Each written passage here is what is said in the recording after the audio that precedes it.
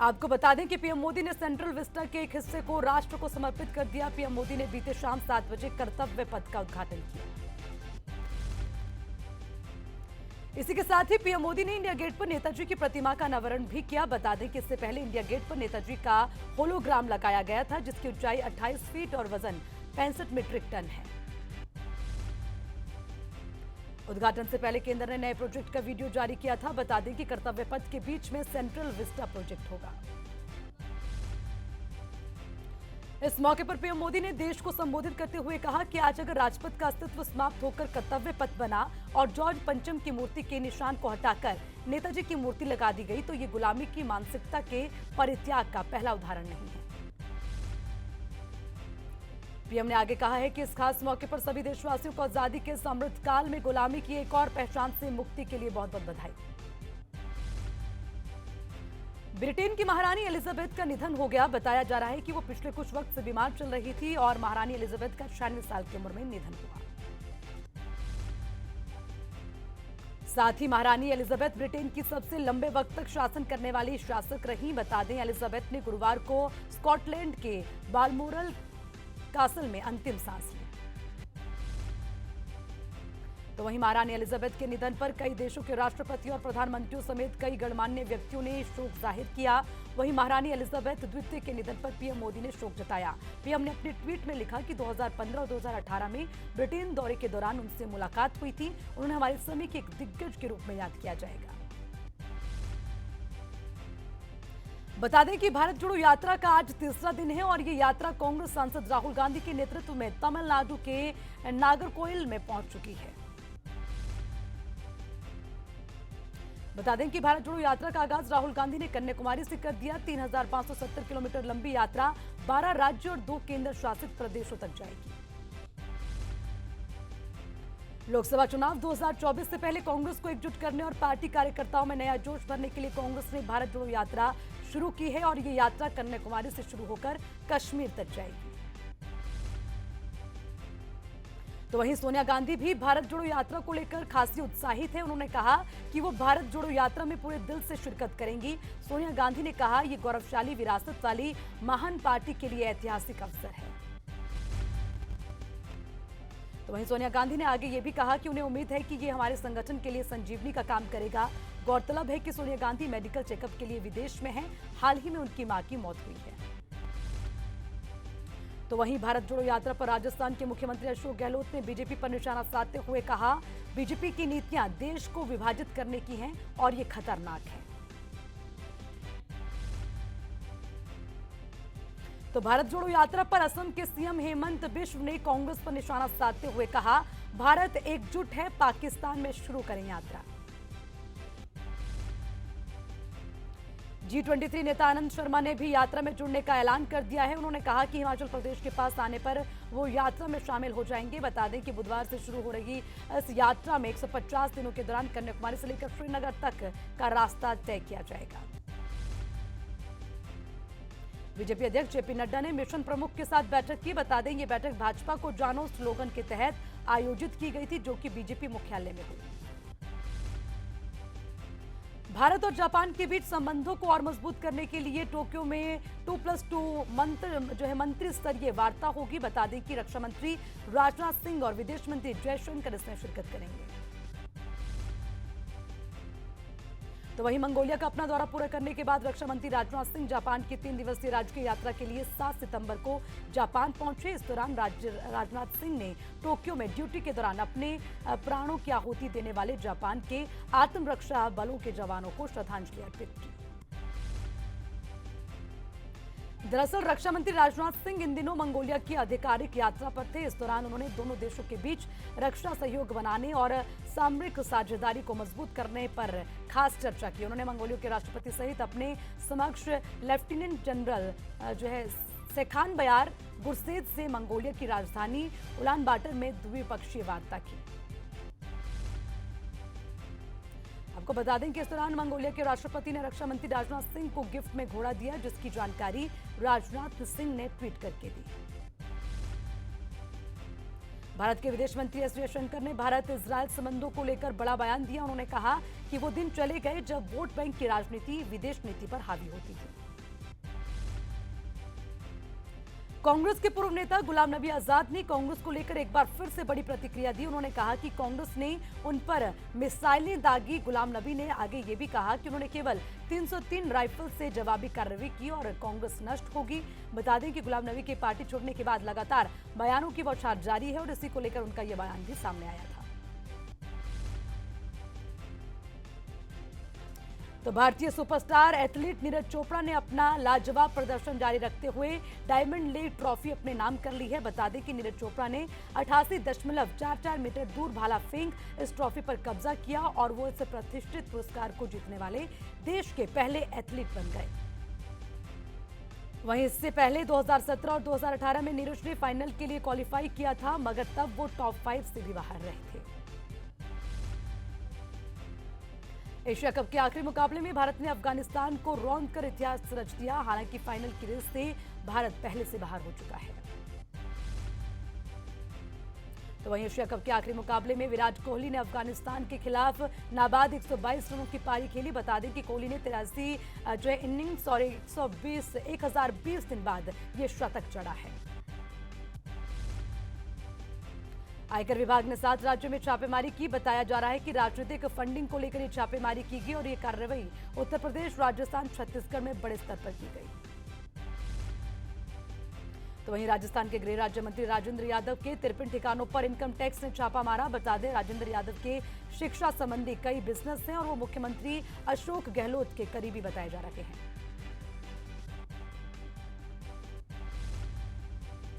इसके अलावा छत्तीसगढ़ में आयकर विभाग ने कई कारोबारियों के ठिकानों पर छापेमारी की। रायपुर में शराब कारोबारी अमलोक सिंह भाटिया के घर पर आईटी की रेड हुई। दिल्ली के बवाना में फार्म हाउस में बड़ा हादसा पेश आया। यहां पर हाई टेंशन की चपेट में आने से 3 लोगों की मौत हो गई। बता दें फार्म हाउस के अंदर हाई टेंशन वायर लगी हुई थी, जिसकी चपेट में आने से तीनों की मौत हुई।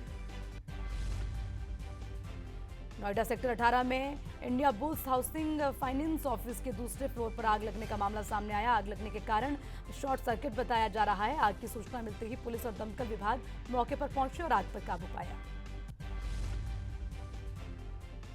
बता दें कि बिल्डिंग के 2nd और 3rd फ्लोर में 10 लोगों के फंसे होने की जानकारी थी। हाइड्रोलिक प्लेटफॉर्म की सहायता से सुरक्षित उन्हें बाहर निकाल दिया गया। गनीमत ये रही, इस दौरान किसी के हताहत होने की कोई खबर नहीं मिली।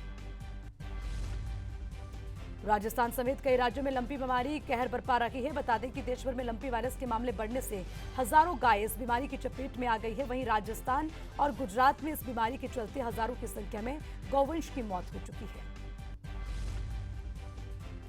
गाजियाबाद से एक दर्दनाक हादसा सामने आया, जहां पर संजय नगर के पार्क में खेलने गए 10 साल के बच्चे पर डॉग ने हमला कर दिया और चेहरे पर काट लिया, जिससे बच्चा गंभीर रूप से घायल हो गया। बता दें बच्चे को करीब 150 टांके आए हैं।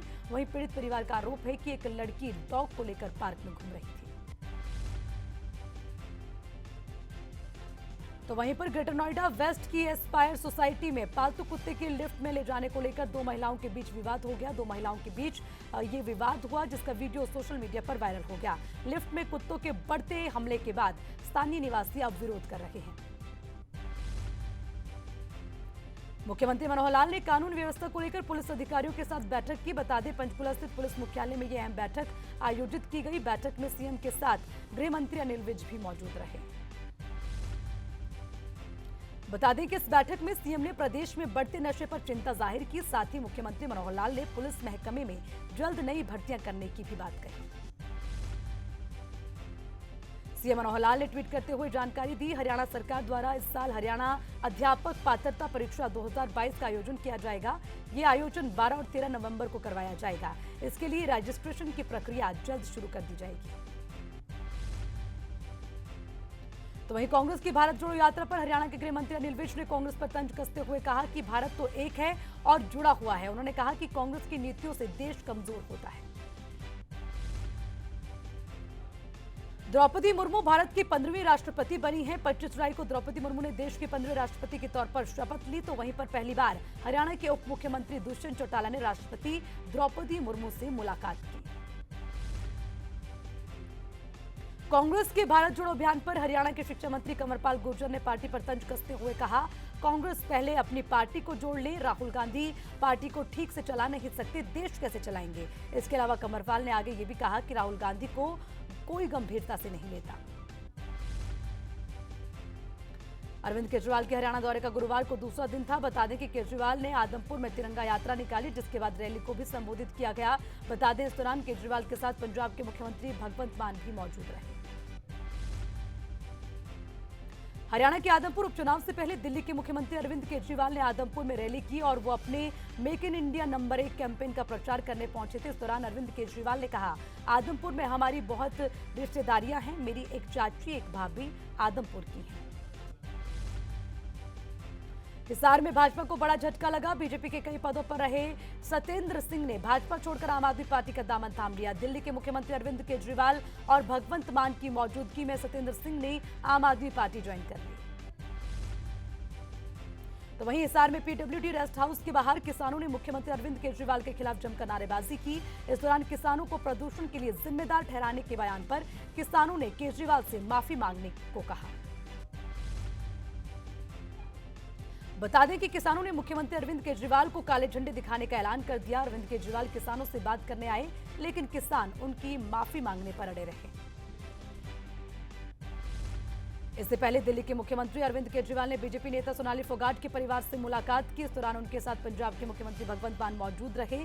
मुख्यमंत्री केजरीवाल ने सोनाली फोगाट केस की जांच सीबीआई से कराने का मुद्दा उठाया। उन्होंने कहा, हरियाणा और गोवा में बीजेपी की सरकार है, इस पूरे मामले की जांच सीबीआई से होनी चाहिए। तो वहीं दिल्ली के मुख्यमंत्री अरविंद केजरीवाल ने कुलदीप बिश्नोई पर तंज कसते हुए कहा कि उन्हें बिश्नोई की जरूरत नहीं है, वे अपने केस खत्म करने के लिए पार्टी बदल रहे हैं। सोनाली फोगाट मर्डर मामले में सुर्खियों में आए कर्लीज रेस्टोरेंट के खिलाफ गोवा सरकार ने कार्रवाई करते हुए उसे सील कर दिया। बता दें, गोवा के मुख्यमंत्री प्रमोद सावंत ने खुद इस बात की जानकारी साझा की। कृषि मंत्री जेपी तलार ने अरविंद केजरीवाल से अपील करते हुए कहा, पंजाब सरकार हरियाणा को एसवाईएल का पानी दे। उन्होंने कहा, प्राकृतिक संसाधनों पर पूरे देशवासियों का हक है। एसवाईएल मामले पर आए सुप्रीम कोर्ट के आदेश पर भूपेंद्र सिंह हुड्डा का बयान सामने आया। उन्होंने कहा, पंजाब हरियाणा सरकार की मुलाकात का कोई फायदा नहीं हुआ, सुप्रीम कोर्ट को कंटेम्प्ट ऑफ कोर्ट लगाना चाहिए। 25 सितंबर को ताऊ देवीलाल की जयंती पर कई विपक्षी दल एकजुट होंगे। दरअसल फतेहाबाद में ताऊ देवीलाल जयंती पर सम्मान रैली का आयोजन किया जाएगा। इसके लिए इनेलो सुप्रीमो ओम प्रकाश चौटाला ने सभी विपक्षी पार्टियों के नेताओं को रैली के लिए निमंत्रण दिया। फतेहाबाद में रोडवेज की ओर से शहर की बजाय बाईपास से बस लेकर जाने के विरोध में छात्रों का गुस्सा देखने को मिला। छात्रों ने नए बस स्टैंड के बाहर रोड जाम कर प्रदर्शन किया। सोनीपत रोडवेज विवाद में बस चालक की हत्या का मामला सामने आया। बता दें, मंगलवार को थार सवार युवकों ने बस ड्राइवर को कंडक्टर को रौंदा था। हादसे में बस चालक की मौके पर ही मौत हो गई। सोनीपत में रोडवेज चालक जगबीर हत्याकांड मामले में मुख्यमंत्री मनोहर लाल ने ट्वीट करते हुए दुख जताया। साथ ही सीएम ने आरोपियों के खिलाफ सख्त कार्रवाई करने की भी बात कही। इसके अलावा मुख्यमंत्री मनोहर लाल ने मृतक ड्राइवर के परिवार के एक सदस्य को नौकरी और परिवार को सहायता के निर्देश दिए।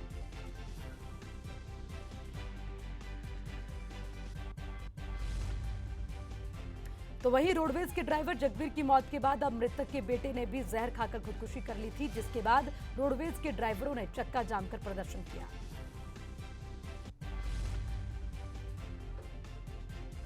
वहीं प्रदेश में हरियाणा रोडवेज कर्मचारियों ने संघर्ष साझा मोर्चा के आह्वान पर पूरे प्रदेश में चक्का जाम किया था। इस सिलसिले में रेवाड़ी, अंबाला, हिसार समेत तमाम जगहों पर रोडवेज कर्मचारियों ने बस स्टैंड परिसर में धरना प्रदर्शन किया था।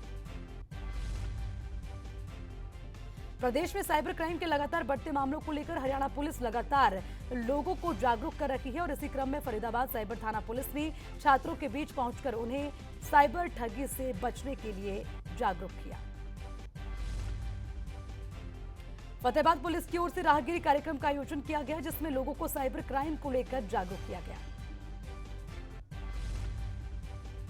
अंबाला में क्रिप्टो ट्रेडिंग के नाम पर लोगों से करोड़ों रुपए ठगने के मामले में अंबाला पुलिस के हाथ बड़ी कामयाबी लगी। अंबाला पुलिस ने इस मामले में पहली गिरफ्तारी कर दी है, जिससे इनोवा गाड़ी बरामद की गई। पकड़े गए आरोपी को पुलिस ने कोर्ट में पेश कर 10 दिन की रिमांड पर ले लिया। फिलहाल पुलिस इस पूरे मामले की गहनता से जांच में जुटी है।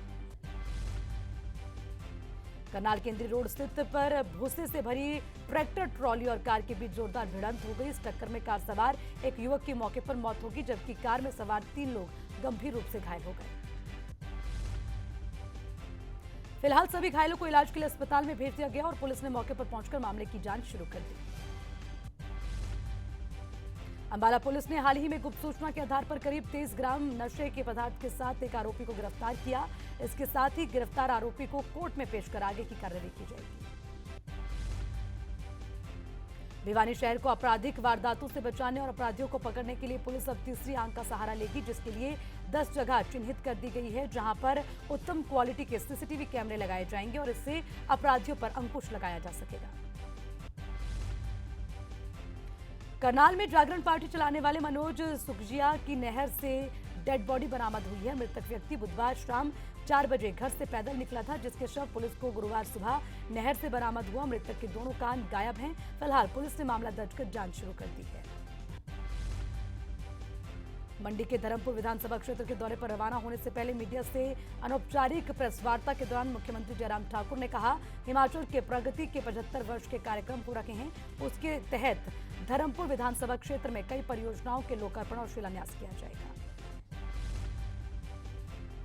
इसके अलावा उन्होंने ये भी कहा है कि चाहे आम आदमी पार्टी और कांग्रेस दोनों ही जनता को कितनी भी गारंटी दे दे, लेकिन हिमाचल की जनता उनको गंभीरता से नहीं ले रही।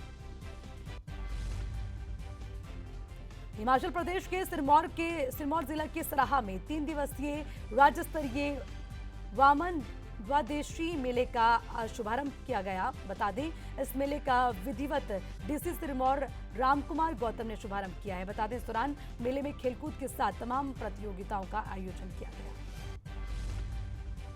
ऊना में आबकारी विभाग ने कारोबारियों और अन्य लोगों को जीएसटी के बारे में जानकारी देने के साथ जीएसटी में किए गए नए प्रावधानों से अवगत कराने के लिए एक विशेष कैंप का आयोजन किया और इस मौके पर विभाग के डिप्टी कमिश्नर विनोद सिंह ने कारोबारियों और कारोबार क्षेत्र में जीएसटी संबंधित तमाम चीजों के बारे में जानकारी दी। 2 सालों के बाद एक बार फिर से बिलासपुर पुलिस ने ड्रिंक एंड ड्राइव के चालान काटना शुरू कर दिया है। पुलिस निदेशालय की ओर से जारी आदेश अनुसार ये चालान शुरू हो चुके हैं, जिसको लेकर बिलासपुर पुलिस ने शहर और जिले के विभिन्न स्थानों पर नाके लगाकर वाहन चालकों की जांच की। तो लगातार कमरतोड़ महंगाई से अब लोगों को थोड़ी सी राहत मिल सकती है। एक्सपर्ट्स के मुताबिक पेट्रोल और डीजल के दामों में कटौती हो सकती है। ये कटौती 3 रुपए प्रति लीटर तक हो सकती है। तो आम जनता को ये राहत इंटरनेशनल मार्केट में क्रूड ऑयल के दाम कम होने की वजह से मिलने वाली है। आपको ये भी बता दें, फिलहाल क्रूड ऑयल 7 महीने के सबसे निचले स्तर यानी कि 92 रुपए प्रति डॉलर के हिसाब से मिल रहा है। लीज ट्रस ब्रिटेन की प्रधानमंत्री निर्वाचित हो गई। ट्रस ने मंगलवार को ब्रिटेन के नए प्रधानमंत्री के रूप में कार्यभार संभाल लिया। बता दें कि क्वीन एलिजाबेथ की मौजूदगी में ही इस पद की शपथ ली गई थी। लीज ट्रस ब्रिटेन की 56वीं प्रधानमंत्री और देश का नेतृत्व करने वाली तीसरी महिला प्रधानमंत्री हैं। उन्होंने ऋषि सुनक को 20,927 वोटों से चुनाव में हराया। बता दें कि लीज इससे पहले विदेश मंत्री रह चुकी हैं। तो वहीं अब यूके में नए मंत्रिमंडल के गठन की तैयारी तेज हो गई है। नवनिर्वाचित पीएम लीज ट्रस ने कैबिनेट को लेकर मंथन शुरू कर दिया है। हालांकि लीज कैबिनेट में सुनक के शामिल होने पर सस्पेंस बरकरार है। सलमान खान ने अपनी आने वाली फिल्म किसी का भाई किसी की जान का पहला लुक साझा कर दिया है। तस्वीर में अभिनेता का लुक काफी बदला नजर आ रहा है और अब सलमान खान की इस फिल्म का टीजर रिलीज हो गया। इसमें सलमान खान का अंदाज फैंस को काफी पसंद आ रहा है। तो बॉलीवुड के एक्टर कमाल राशिद खान को यौन शोषण मामले में जमानत मिल गई। हालांकि वो अभी भी अपने विवादित ट्वीट के मामले में पुलिस गिरफ्त में है। आपको ये भी बता दें, यौन शोषण के आरोप में उन्हें कुछ दिन पहले गिरफ्तार किया गया था। बॉलीवुड एक्ट्रेस अथिया शेट्टी और भारतीय क्रिकेटर केएल राहुल लगभग 3 साल से एक दूसरे को डेट कर रखे हैं। आए दिन इनकी शादी की खबरें सुर्खियों में रहती हैं और सूत्रों के मुताबिक केएल राहुल और अथिया शेट्टी अगले साल जनवरी में शादी कर सकते हैं। बॉलीवुड के क्यूट कपल आलिया भट्ट और रणवीर कपूर उज्जैन के महाकाल दर्शन के लिए गए थे, लेकिन आपको बता दें बजरंग दल के विरोध के चलते उन्हें बिना दर्शन किए वापस लौटना पड़ा, जिसके बाद मूवी डायरेक्टर आयान मुखर्जी ने अकेले ही महाकाल के दर्शन किए।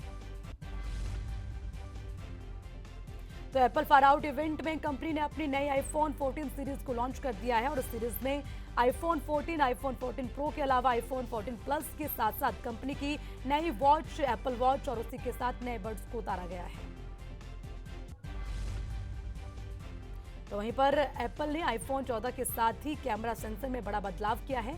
इस मॉडल में ग्राहकों को 48 मेगापिक्सल कैमरा सेंसर दिया जाएगा और साथ ही 12 मेगापिक्सल टेलीफोटो कैमरा सेंसर भी दिया जाएगा।